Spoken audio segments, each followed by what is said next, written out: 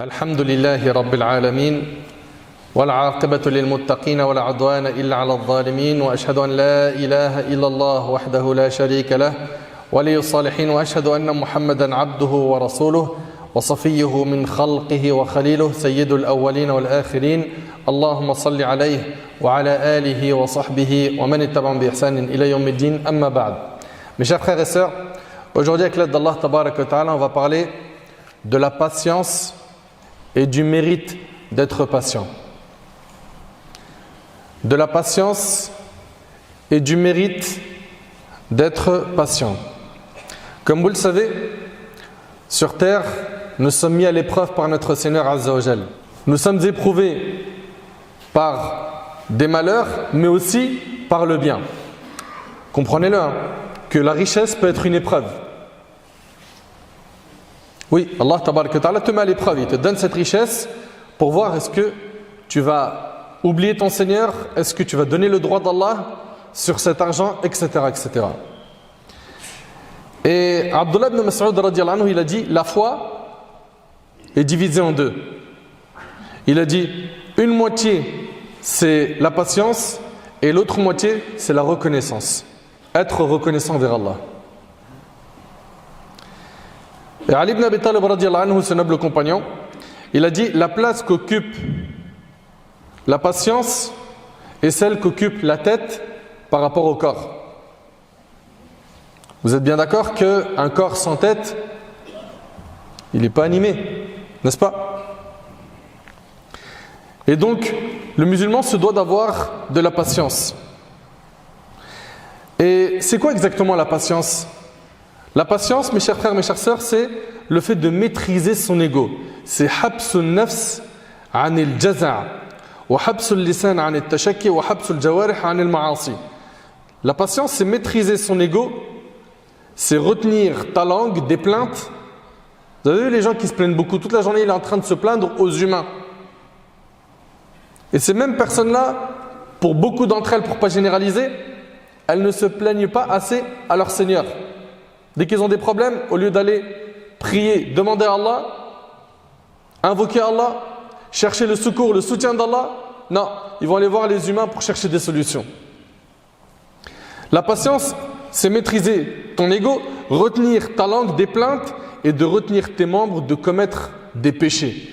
Et cela se divise en trois catégories. Et soyez attentifs s'il vous plaît. On a la patience dans l'obéissance d'Allah. Et on va détailler ce point, Inch'Allah. On a également la patience face au péché. Et on a également la patience sur les décrets d'Allah, c'est-à-dire le destin d'Allah, Azza wa Jal.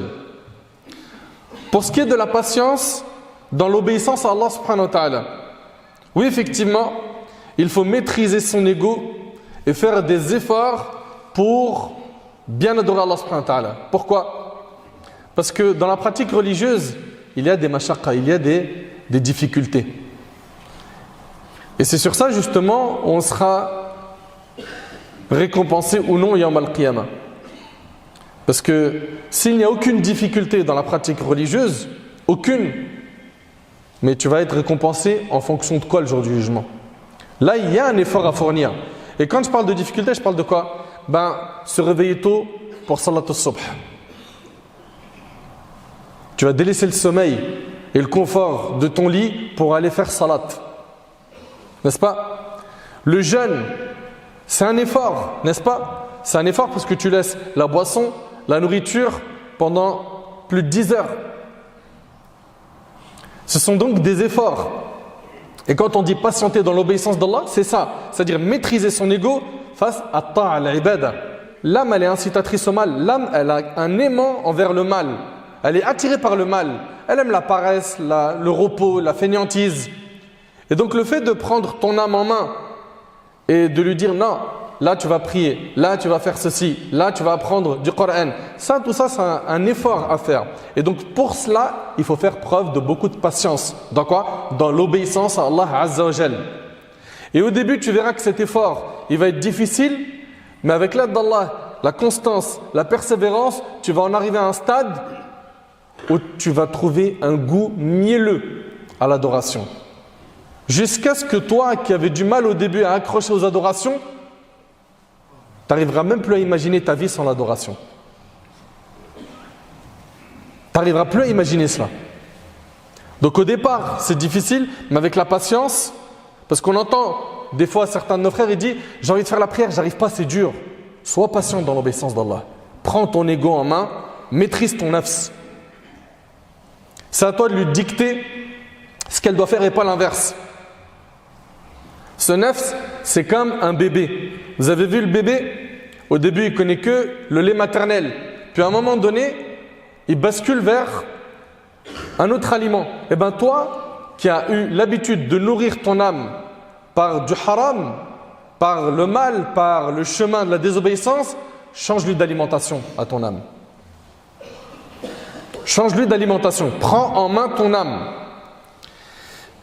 Et donc ici, la personne doit faire des efforts. Même dans as-sadaqa, al-infaq fi sabilillah, le fait de dépenser, c'est un effort. Et nafs, qu'est-ce qu'il préfère? Non, garde, on ne sait jamais. Comme ça, tu te fais plaisir à toi et tes enfants. Ah, tu vas donner pour la mosquée, tu vas donner pour telle association, tu vas donner pour ton frère qui est dans le besoin pour une opération.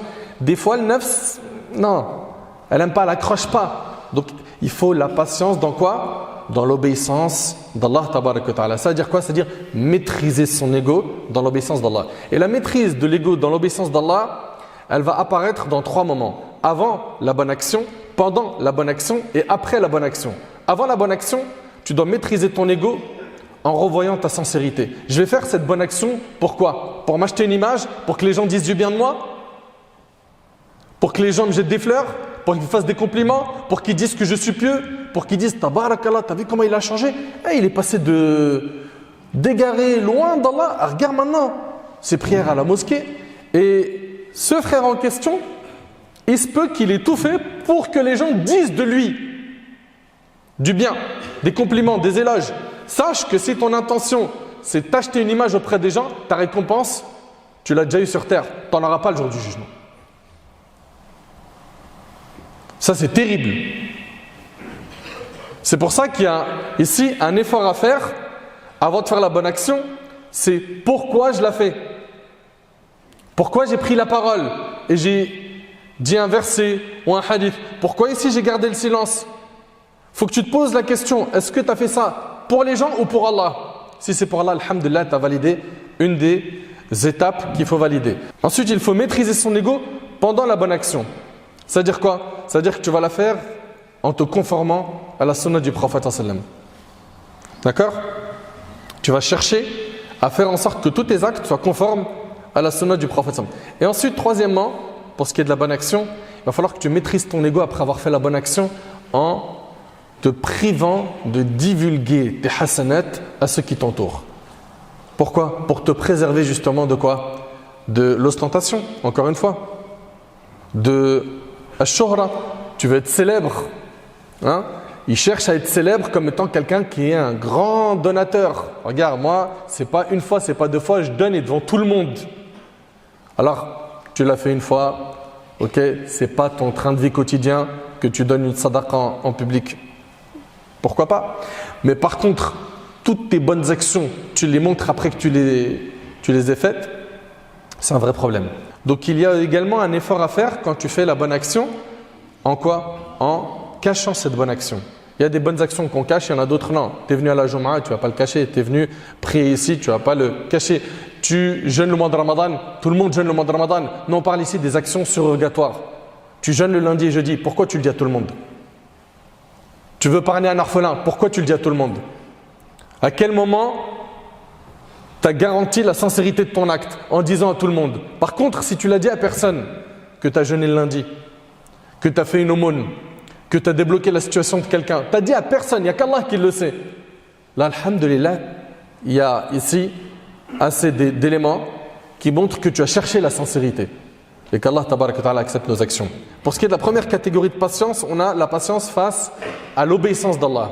Ensuite, on a quoi? On a le fait de patienter face au péché. Allah tabaraka wa ta'ala, il nous dit, l'âme est très incitatrice au mal, à moins que mon Seigneur, par miséricorde, ne la préserve du péché. Donc l'âme, elle est incitée, elle est incitatrice au mal. L'âme est incitatrice au mal. Elle penche vers tout ce qui est égarement, vers tout ce que le diable va lui embellir. Et donc le fait de tenir son âme avec les brides de la patience va t'aider à bien cheminer vers Allah. Et je le sais, regardez, mes frères, surtout les jeunes et mes sœurs, je sais très très bien que dans le pays dans lequel on est, il y a énormément de tentations et de facilité à désobéir à Allah subhanahu wa ta'ala. Et votre récompense, ça sera immense quand vous allez vous accrocher à votre religion. Même si autour de vous, il y a des grandes vagues qui tentent de vous amener vers l'égarement, vers les péchés, vers le fait de fumer, boire, désobéir aux parents. Combien aujourd'hui on entend des parents malheureusement qui perdent le contrôle, 15-16 ans, ils ne savent plus ce qui se passe. Ça y est, le petit, il est dans la drogue. Ça y est, le petit, wallah, il y a des histoires, j'en entends tellement en ce moment. Beaucoup d'histoires. Il y a des vagues qui cherchent à prendre nos frères et nos sœurs, nous-mêmes. Je ne parle pas que des jeunes. Nous-mêmes, c'est des vagues qui tentent de nous prendre vers l'égarement, vers le haram. Il faut maîtriser ton ego et faire très attention. Très attention. Et parmi les moyens qui vont te permettre de maîtriser ton ego face au péché, donc de patienter face au haram, il y a 2 points. Le premier, c'est le fait de penser aux conséquences du péché. Pense-y. Je m'adresse ici de manière générale à nos frères et nos sœurs, par exemple, qui sont tombés dans la fornication. Ok? Et ils ont pris goût à ça. Ils en sont arrivés aujourd'hui à kiffer ce péché. Ils l'aiment trop. Pense aux conséquences de ce péché. Pense-y, ici-bas et dans l'au-delà. Dis-toi que tu ne peux pas gagner en désobéissant à Allah. Que le haram il brûle.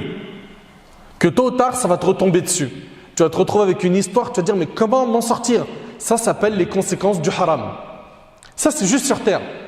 Sans compter ce que la personne peut goûter après la mort si elle ne s'est pas repentie.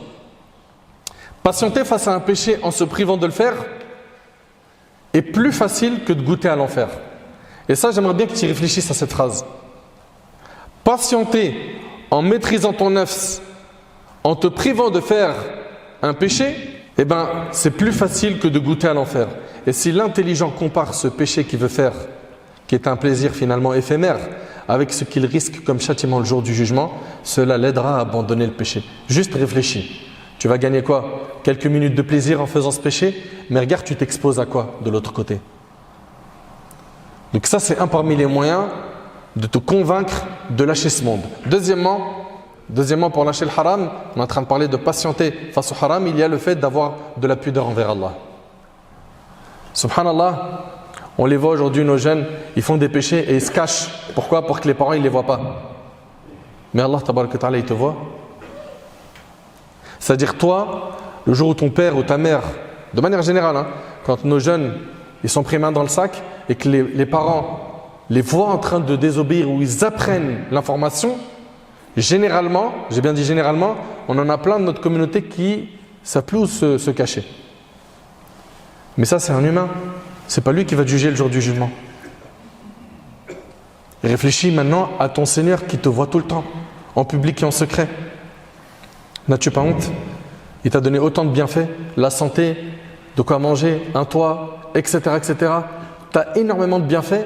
Et comment est-ce que tu es reconnaissant vers Allah? En mettant sa religion de côté et en suivant les pas du diable, alors qu'Allah tabaraka ta'ala nous a mis en garde contre le fait de suivre les pas du diable. Allah tabaraka ta'ala nous dit وَأَمَّا مَنْ خَافَ مَقَامَ رَبِّهِ وَنَهَى النَّفْسَ عَنِ الْهَوَى فَإِنَّ الْجَنَّةَ هِيَ الْمَأْوَى. Et pour celui qui aura redouté de comparaître devant son Seigneur et préserver son âme de la passion, le paradis sera alors son refuge. Subhanallah. Il a peur de ce rendez-vous avec son Seigneur Azza wa Jal.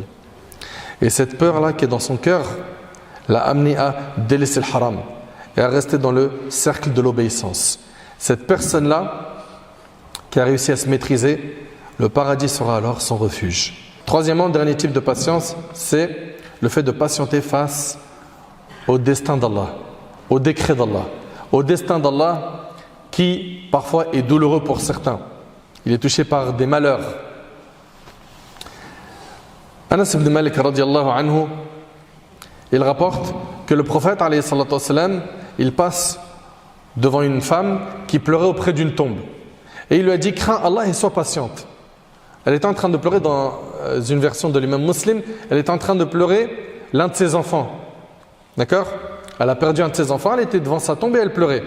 Le prophète sallallahu alayhi wa sallam, il lui a dit, crains Allah et sois patiente. Elle dit, laisse-moi en paix. Tu n'as pas été touché par le malheur qui m'accable et tu n'as jamais rien connu de tel. Quelqu'un lui a dit, c'est le prophète. Tu sais pas, tu viens de parler à qui là? Tu viens de parler au prophète. Elle se présenta à la porte du prophète sallallahu alayhi wa sallam. Donc là, elle reconnaît qu'elle a mal parlé et elle veut voir le prophète pour corriger le tir. Elle se présenta à la porte du prophète alayhi salatu wa sallam, sans y trouver de portier pour l'en empêcher. Et elle dit au prophète sallallahu alayhi wa sallam, je ne t'avais pas reconnu. Et le prophète sallallahu alayhi wa sallam a dit, la patience n'est digne de ce nom que si elle se manifeste au premier choc rapporté par Bukhari Muslim.